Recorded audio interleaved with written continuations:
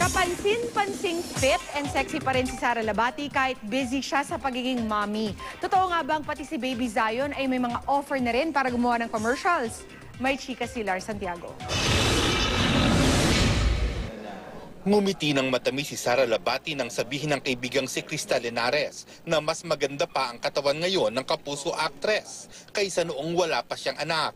Sagot ni Sara, pinaghirapan talaga niya ng todo ang figure niya ngayon na inirampan niya kasama ang boyfriend na si Richard Gutierrez sa underwear and denim fashion show noong Sabado. It took me siguro quite a while also because of course I breastfed and inalagaan ko muna si Zion, and then when I felt like I was ready to work out and focus naman on myself so I can work again, then siguro mga after 3 months of giving birth I started taking care of myself again. She eats healthy, tapos she also exercises a lot.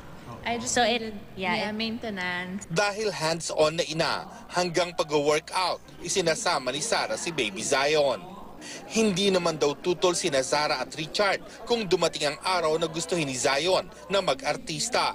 Susuportahan daw nila kung ano ang gusto ng anak.